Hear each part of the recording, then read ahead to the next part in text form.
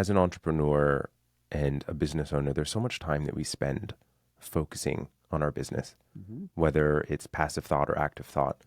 And the reality is that there's so many instances where we allow our own belief systems, we allow our own feeling to really push our decision making in a direction. And I have found personally, and why I'm such a data focused person, is that I really like that aspect of clarity. And I really enjoyed that piece of what you were saying, is that emotionality piece, where that you have that swing and it removed that emotionality of the decision making.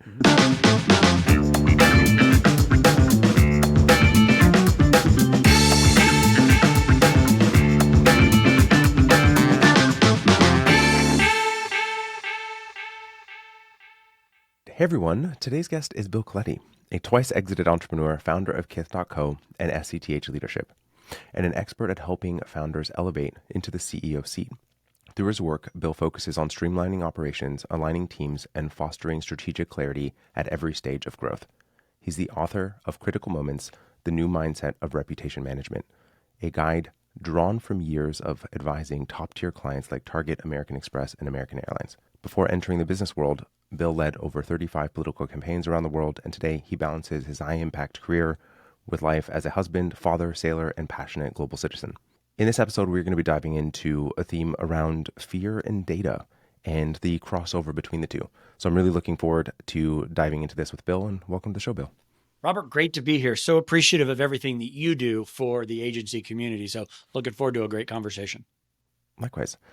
Kind of just in preparation for this, I was taking a look at a bit of your background, and quite frankly, you've had a bit of a fascinating career, from all the things you've done, from a strategist to the author to being an author and all of that. And, you know, what I was wanting to start the conversation with is, throughout your entrepreneur journey, I'm sure that you've experienced, like myself, that we run into the human reality of our own self-doubt, fear, and how those pieces have come up for you and how you've been able to manage those moments of fear, and whether there was any aspect of numbers actually being involved in that for you. Yeah, that's a great topic. So I'll come to the numbers second, but I think the way fear has manifested for me is simply the fear of doing it. And so I had was it a large PR firm, Hill and Knowlton. The firm I was with prior to that had been acquired, and kind of got passed over to be CEO of the US and needed to find something to do. But for a really long time, kept trying to look for a job, sort of the traditional ways of that you go headhunters and look for a job at a big agency. But I was afraid to go start a firm. And there was imposter syndrome in there of who am I, as I've always been in this cocoon of a big firm. And then in crisis, the area of practice that I spent the bulk of my career, there's a ton of fear of just, those little phrase I use of often wrong, never in doubt. And so your people are betting the farm on some pretty big decisions. And so I felt less fear doing crisis consulting than I ever felt as an entrepreneur. I have felt exactly the same thing. The amount of time that I delayed starting a business myself with the exact same reason. There's a safety that we feel. And in retrospect, I have found that safety that I thought that I had being an employee of a bigger organization, that it gave me this sense of safety when the safety actually wasn't real. Absolutely. And so that fear was unwarranted, I suppose, now in retrospect, but very real for me at that moment. Yeah. Yeah. Two takeaways from that is that, and I bet you agree with both of these. The fear's not as bad as you thought it was. And then two, wish I had done it earlier. And so both of those phrases, I guarantee you agree with me on both of those. Yes. Is that I loved running an agency. Now, granted, I got burnt out and needed to go do something different, and we can get into that. But wish I had done it earlier. Loved it. Loved the experience of entrepreneurism. And as I talk to my kids about career and choices, that is their belief set, is that, well, the big company will take care of me, or I've got, some family member in the military.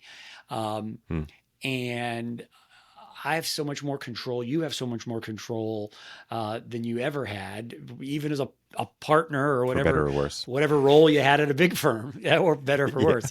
You've got tons of control. So yeah, totally get it.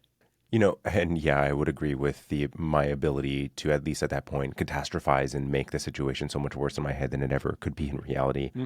So The around the numbers piece, were there any components to that entrepreneurial journey, those fear components that you were able to either manage or even they maybe have even become more real by looking at data? I had a big inflection point. Started the firm, my consulting firm, in 2013. Had a great 10-year run of doing that. But then in around 2023, 2022, 23, I had never really run the firm with a dashboard. I'd kind of always Mm, run the firm by knowing top line, knowing bottom line. I kind of knew my numbers, but we were high margin, high value relationships. And so we were, pretty big deal, long, but big deal cycles.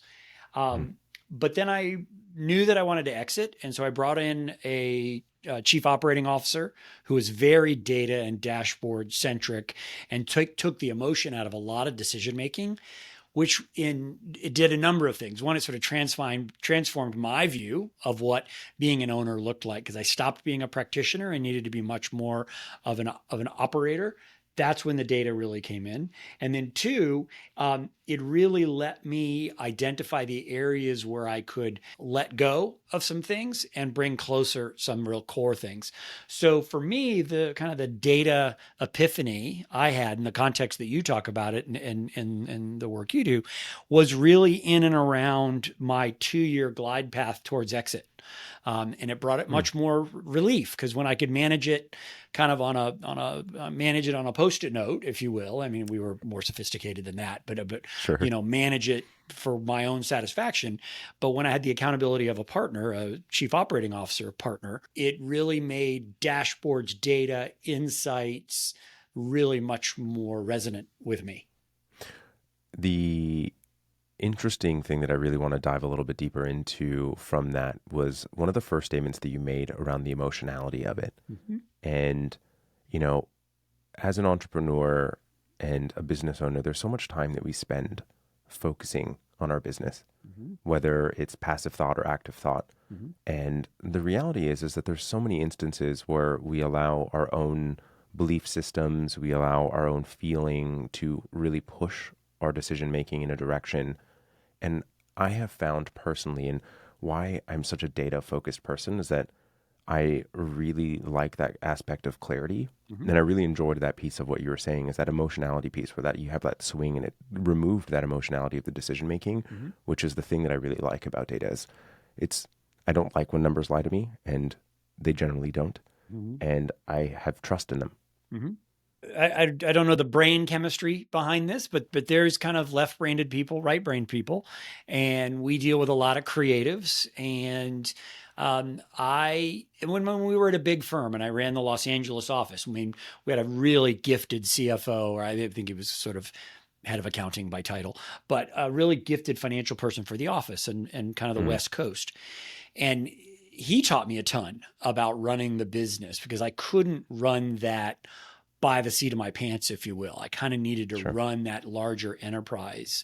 And while you would get all of the flashing, either flashing green or flashing red, whatever the context was, while you Sure. would get that from the data, what I always was mindful of is that there's probably a person that gets impacted on the backside.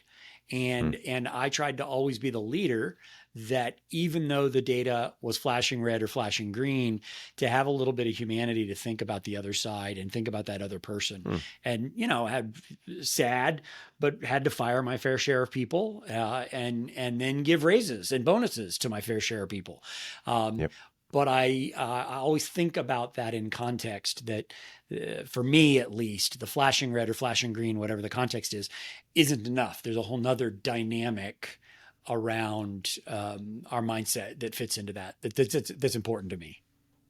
I don't disagree with you at all. One of the things that you started this like segue into the creative mind, which obviously is the audience for the people listening today. Mm-hmm. And they generally speaking, and I don't want to make a blanket statement, but generally speaking, they don't love Excel spreadsheets as much as I do. So from a data oriented perspective, having worked with creatives over your career and that component of them not being just revel in the idea of data in the first place, the kind of connective component of how can they leverage it to allow for them to still maintain that creative engine that they have while still being able to leverage that information to make the right decision, to not entirely remove the emotionality of it, as we're communicating about the humanity piece. But what advice would you give in that to that person? So as a leader, communicating and talking about numbers to people that is not native language, sort of a rephrasing of your question, Mm, keep it simple. Just keep it simple. So there are things and phrases of cost of goods sold, top line, bottom line, lots of other expenses that sit up on our balance sheets or our P&L. I'm visualizing one in an Excel spreadsheet in my head, and it's roughly 25 to 30 rows or something like that. As I'm communicating to a creative director, is that they need to understand the vision, and they need to understand in order to execute that vision, it's going to cost money. And we need to make sure that mm, we've got revenue to be able to support that. They don't need to get into kind of what goes into COGS and what goes into EBITDA. They don't need to know all of that. And so mm, I'm not going to pound that lesson into them. I'm going to cast a vision so they see the big picture. They're going to get on board with that vision, but then they're also going to recognize that that vision costs money. And that's typically represented in manpower, people that are necessary, maybe a little bit of tech in order to do that. So if they can really sort of understand the inputs and the outputs and that those cost money and fit into a larger equation, I'm pretty happy. Whether they mm. become my equivalent and equally yoked, I don't think I'm even equally yoked with you on the financial side, but even if they became equally yoked with me, that's not my goal. I don't need everybody to be equally yoked. They need to understand some inputs and they need to understand some outputs said as kind of revenue and expenses, but it's aligned with understanding what we're trying to accomplish. I mean, I generally agree. What about for the owner that is the creative as well? The Yeah, person that needs to understand it but absolutely. doesn't love it. Different context there.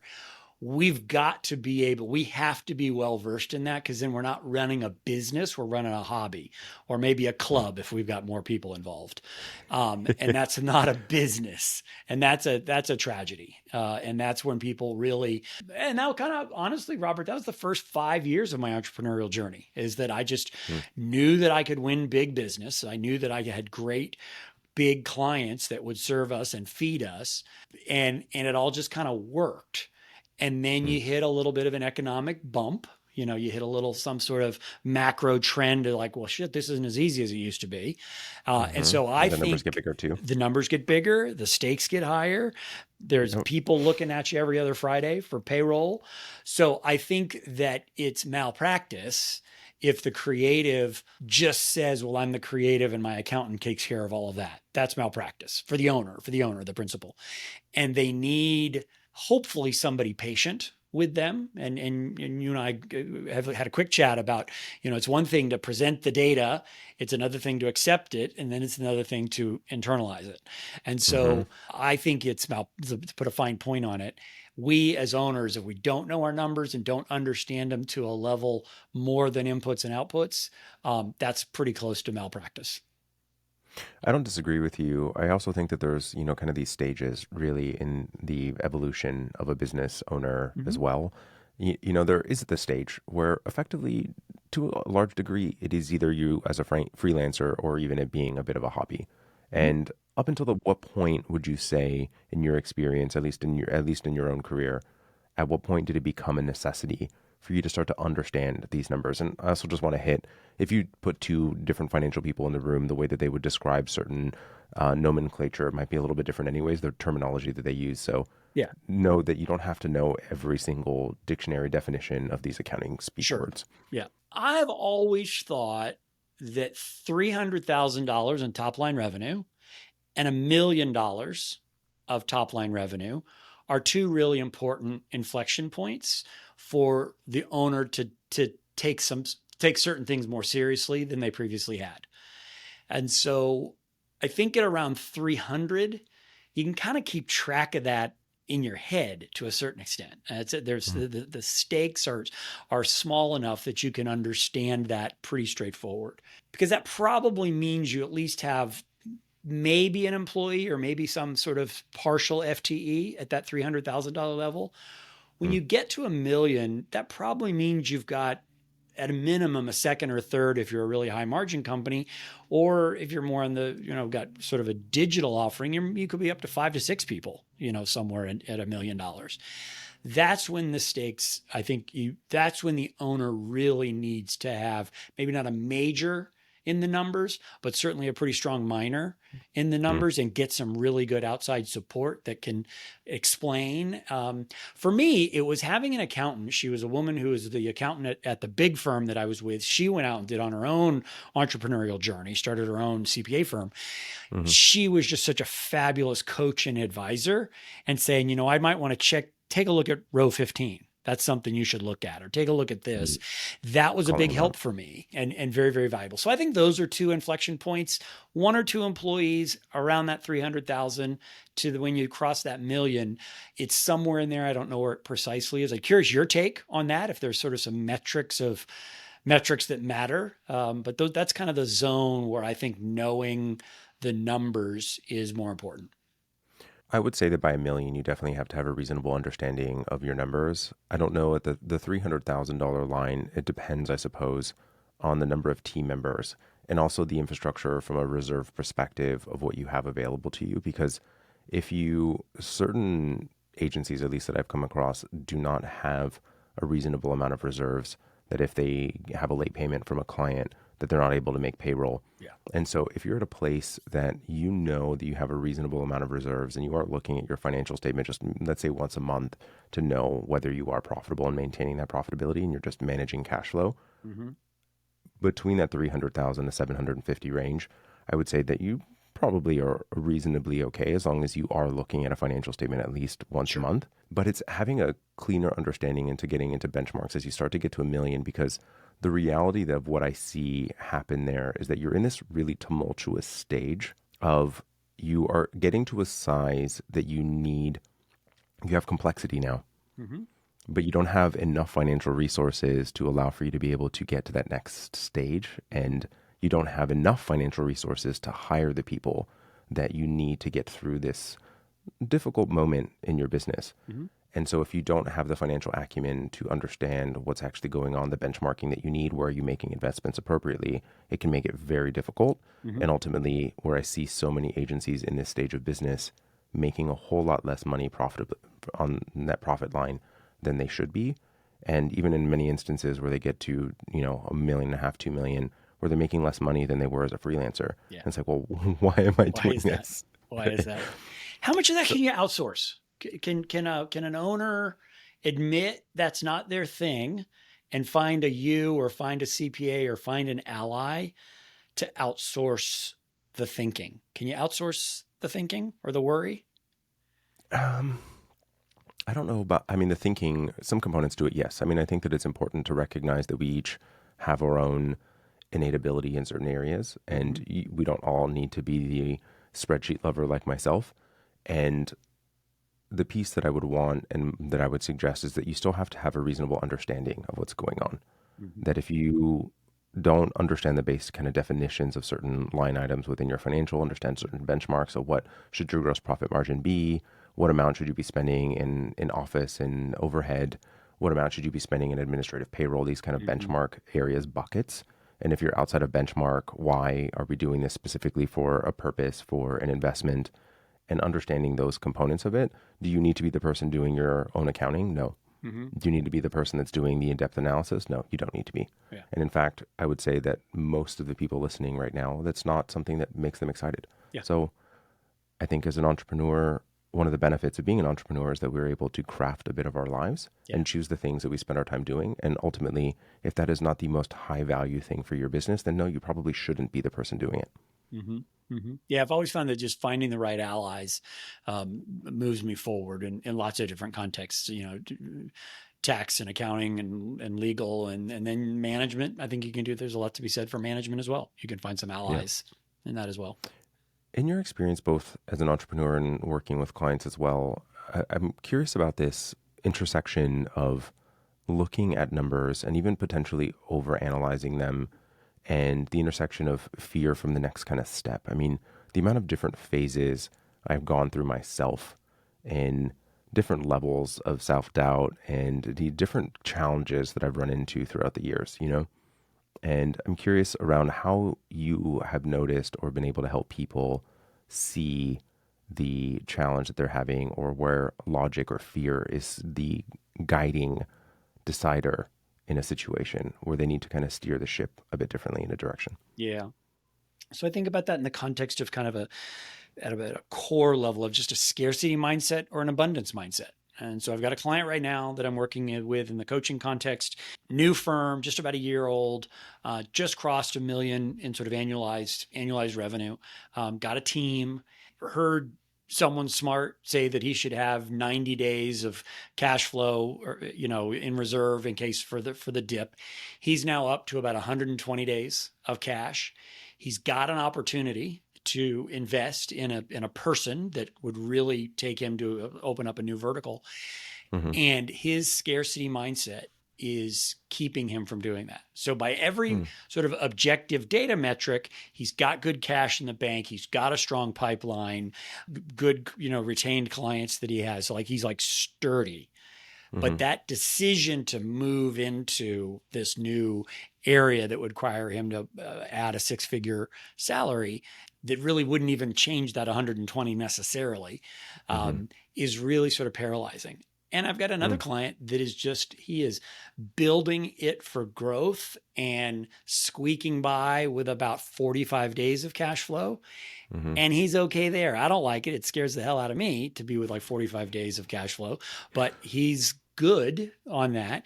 And so I think it has a lot to do, without getting too woo woo, a lot to do with family of origin. It has a lot to do with our scarcity mindset, our abundant mindset, how we think about these things, how we think about investment, bootstrapping versus lines of credit, and leverage may not be for everybody, but it could be for some people if they can sort of justify it and it makes good sense. And so it's not for me per se, but I think that all just is mindset and confidence. Mm-hmm. So that's the way I think about it. I think about it scarcity and abundance, but I also think a little bit about this inherent confidence as an entrepreneur. And people are scared; they get scared. I definitely agree that a lot of it has to do with scarcity, abundance mindset. But I'm also curious with that specific instance that you're describing as well, is that when I go into a decision where it is going to be either a significant time investment or money investment, and quite frankly, the time investment is more expensive in my eyes than the money investment in most instances, is what is the worst possible outcome of this happening? And not so that I'm catastrophizing, but just so that I'm able to put my finger on it. What is the actual possible worst outcome of this happening?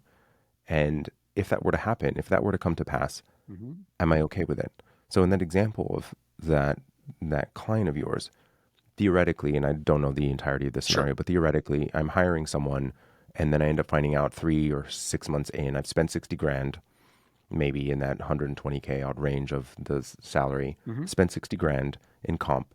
My reserves have gone from 120 days to 85 days, so I'm still comfortable. And that's the worst potential outcome. And then on the other side, what is the potential upside?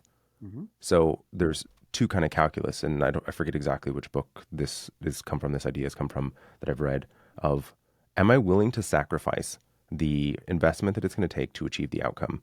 And am I willing to suffer the consequence of it going really badly? And if the answer is, to me, and each one of us have our own risk tolerance, obviously, and I agree with you to a large degree, it has to do with our upbringing and the experiences that we've had. So in that context of, if the risk factor feels too much, then what do we do to limit the risk? And if you don't have the willingness to sacrifice what it's going to take to achieve the outcome, then it's just the wrong outcome. It's not what you want. Couple reactions to that. So love the framing of the question, and very good in a coaching context. What's the worst possible outcome? What's the best possible outcome? And just sort of look at that on a piece of paper is very, very compelling. The piece that I think we overlook, particularly in that example, the piece we overlook is the impact of ego. I've convinced myself I can afford it. I've convinced myself that this is a new the area that could be beneficial to me. But if in 60 days they didn't work out, what a bad hirer I am. What a bad leader I am. I couldn't figure out how to make this work. And then they keep doubling down on making bad bets and not having the discipline to actually Mm, cut bait. mm, I think that's what you're suggesting. After 60, 90 days, it doesn't really work. You just cut your losses and move yep. on. But what I've seen is people really struggling with, well, this was the first major hire I've ever made and I've screwed it up and I can never do it again. And so I do think that there is some limiting self-belief that gets factored in there. And I love the way you framed it. And the black and white is like, okay, Tommy's not working out. Let's move on. But also people get their egos wrapped up in it is that, well, I did all the right diligence and why didn't this work? And so it's a component or a facet of that I'm seeing in people making those decisions, which is where Mm. your mindset that I think you're suggesting is so powerful, is that it isn't about your ego. Tommy just didn't work out. It didn't work out. And 60 days, 90 days, you know it, and move on to the next opportunity. But that's not, it's easier said than done for some people. I mean, I can see that. Um, I suppose I take the approach, and before going into actually making any decision, one of the things I do like to do is decide what is the minimum impact that I'm willing to, if I'm going to continue. So what is the minimum impact? If I don't achieve this, then it ends automatically. I've Yeah. already predetermined the decision Going because in. because the reality is I'm as human as the next person. And if I'm committed to something, I will make, in certain instances, I've made emotional decisions and bad emotional decisions in the past in business and in life. And trying to remove that component of myself and just Yeah. knowing myself that that's a possibility. And then if I hit a certain benchmark, then I'm going to continue the test for another certain timeline. And if it works out to this specific number or KPI, then it's inked, it's moving forward. The interesting thing that you were saying there though too is this component of ego. Mm-hmm. And don't get me wrong, I have a significant sized ego that my husband would assert for sure. And the item that I find really interesting is that I have made so many epic blunders in my career, so many. Mm-hmm. And frankly, anytime someone says, I'm afraid of what that might actually be, I don't want to make a mistake. And what I generally do say to someone is that you've already made it. It's fine. Like, no matter, even if this goes well, like, Mm-hmm. you're going to make 12 mistakes in the process. So Mm-hmm. forgive yourself now because you're going to make them. Like, just know that you're going to. And that's okay. It's part Mm-hmm. of it. And quite frankly, I'm maybe just crazy, and I'll talk with my therapist about this, but I actually find that one of the most fun parts of it, because if everything goes entirely smoothly, Mm-hmm. I don't know that I've learned anything. Mm-hmm. I haven't grown as a person. I haven't grown as an entrepreneur. I haven't grown as a manager. I haven't grown as a CEO. I haven't grown as a practitioner. I haven't learned anything. Mm-hmm. So to me, the most important piece, it's like this fuel for me of knowledge building and Mm-hmm. experience is that, Mm-hmm. Yeah. And yeah, How anyways, long have you been an entrepreneur? How long have you been on your own? about 10 years. About 10 years. My hunch is that your clarity today is very different than day one clarity. And that your Sure. concern and caution and fear and, well, what's Bill going to think if I screw up my first hire or whatever? Not that you care Oh, I about literally me. cried my first hire. Yeah, I of literally course. cried my first Of hire. course. Yeah, and right So, now you're like, the data doesn't say it. Let's say this was fun for trying. Please move on. And, or the investment, or you decided to open up and start your great new SaaS venture, or whatever the hell we all decide we want to do. It just gets easier with experience. I'm empathetic and very sympathetic to those that are doing and struggling it now because and I learned that from crisis practice. I flew mm, around the country, what was it, 180 days a year, flying around the country at a big firm doing crisis. I did it every day. Most people that I did it for, the clients, this was the worst day of their career. And they weren't making really good decisions because they've never had to do it before. And I was like, you just got to fire the guy. This is not a very difficult decision. And that was easy for me. A, I was an outsider, but B, I know how this play true. is going to end. You can say the same thing about agency management, and you can look in the middle of the play and say, I know how this is going to end, Bill. So here's what your choices are. So much harder for me to see that. And so I think I believe in that experience can only be earned over time. You can accelerate it, but it's only earned over time. I definitely agree with you because 100% the experience is different today than it was, the first year of business or the first 5 years of business. In retrospect, the two things that I find that has been really helpful, and I'm curious on your thoughts on this. One thing that I still do now is that the reality of how fast we move in business or in life never feels quite as fast as we want it to be Mm-hmm. in the micro, right? So like day Mm-hmm. to day, week to week, month to month, it doesn't feel like we're moving Yeah. fast enough. But then if I take a look at the span of time of a longer cycle, if I look at 10 years and I were to put myself in the emotional experience, the desires, the things that I was wanting, Yeah. quite frankly, now looking at the 10 years timeline, I'm far past what I thought I would accomplish Totally. and have grown so much more than I thought I was capable of at that time. And one, I would say, stretch the timeline of how you're looking at things. Mm-hmm. Mm-hmm. And the other thing that I thought was interesting that came up for me was whenever I'm having this emotional response to something, one of the things that I like to do is what is the first time I had that experience? Because Mm-hmm. each one of us are a semblance of our past experiences, Mm-hmm. whether it's a personal one that we're bringing into business or another business experience that we're bringing into the current situation. But what was the first time that we had this emotional reaction? Mm-hmm.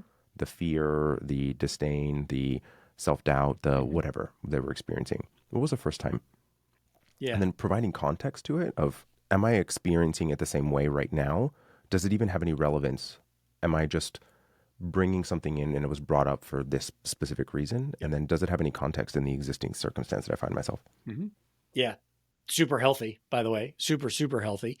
I think. I'll tell my therapist. Yeah, yeah, no, I mean it is. It is. It's just to slow our roll a little bit. That's basically that's the street lingo of what you're saying. Just slow down, Yeah, look back, and are you sure this is that big a deal?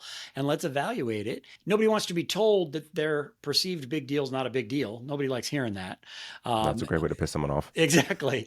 So I think that as owners, having that ability or having someone who can help you with that ability of it's how bad is this? What's the worst possible outcome? The question I love on the precursor of a decision, Robert, you and I are having this conversation a year from now, and you are ecstatic about the way this happened and rolled out this new initiative.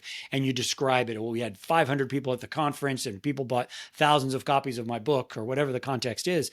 Yep. That helps that mindset thinking a little bit. So a year from now, Mm, we're super happy. Why are you happy? And then you can get bogged down on all the worries and the the doubts, detail. but you've now casted your new North Star that people are going Mm, to read my book. People are going to come to my conference. They're going to buy my widget. And that to me is very framing, but you're right. mm, When you have those moments, what's the worst possible outcome is a good way to think about it. And going back into your history banks of, well, when this something similar might not be exactly the same happened, how did I react to it or how did I survive yeah. it? I think those are all very, very valuable takes. I do find the like future framing question and that abundance component that you're describing, right? It's like I'm in this future state that is Mm-hmm. now exactly what I was looking for. It puts you in that mindset of abundance and also just creates that energy that we all need to Mm-hmm. get through what sometimes can be frustrating and tumultuous and all sorts of things. And I'm not immune to it like any other person. I think the kind of genesis, which is very interesting. I mean, it is, I guess, suppose the intersection between data and fear, emotion, if you will. But so much of the conversation today was entirely focused on the emotionality of the experience of Mm-hmm. a business owner. And what I personally have found that the more time we spend getting to know ourselves, and there was a really vital moment for me, and I was in my early 20s, and a coworker told me that, and she was had been a psychologist for several years and had not retired but transitioned careers.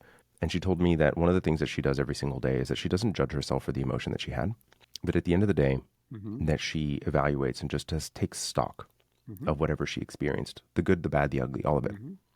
And then just why did I have that? What came up for me in that moment? And I've done that practice every single day. I Mm, sit in the white chair over there in the corner nice. and I just take stock of what happened. And it also creates Is this it the beginning or end of separation the between day? At the beginning end of the or day. okay, yeah. at the end of the day. Yeah. Yeah. And it has helped me get so in touch with myself that in those moments where I am having self-doubt that I'm still not immune to now today, we still have it and I still have it. It just doesn't impact me the same way anymore because it has a place and I'm able to place it easier. Mm-hmm. And I'm curious on your thoughts on that. Yeah, I love it. I love it. So I've had this sort of personal epiphany that without self-understanding and self-exploration, we cannot be the leaders that we need to be. I used to think that competence was king. Simply being competent and being the best at it Ditto. is how I grew and won and thrived as a consultant and as a leader. Plug in the conversation we were having about data, and I could get flashing reds or flashing greens or whatever the context is. Without that understanding and without that humanity piece that I talk about, we are not the leaders that we think we are. And understanding ourself is underappreciated. It's under talked about. Men in particular under talk about it. And it's an absolute tragedy because I think that, let's call it inner game, outer game, whatever, you can put lots of different labels on it. I think an absence of at least thinking about that stuff, having a wonderful practice like you have is a fabulous way to do it. I have a meditation practice or I do some of that. There is still a stigma and a fear about talking about that kind of stuff. And let me just thrive on data. Let me just thrive on competence. But I think without an understanding of mindset, we're sitting on a two-legged stool that should have three. And that's a tragedy. I can hold myself up pretty well with good abs on a two-legged stool, but I need that third leg. I need that third leg because then I can actually relax and actually be in the space and be the leader that actually I feel good about and that my team feels good about. That actually yields to more growth in my experience. I really love it. And I think that's a great place to end the episode. It's been such a phenomenal conversation, Bill. If a listener is looking to get in touch with you, how can they find you? Yeah, so SCT Leadership, the website sort of got lots of content there about this kind of stuff. LinkedIn is probably the best place. It's just Bill Coletti. There's a jazz musician with the same name, but I'm not him. So Bill Coletti. Not yet, at least. Not yet. In my self-exploration, I'd like to. My dad would have loved it if that's what I did. But yeah, those are the two places: the website, and then I just believe in good old-fashioned email. Drop me a note, and let's just. I love to talk to people. I love to talk to entrepreneurs. I love to talk to people about that realize that all three legs of the stool are really important. So LinkedIn and the website are the two best ways to stay connected. Awesome. We'll make sure to include all of those details in the show notes, everybody. And thank you so much, Bill. Thanks, Robert. Appreciate it.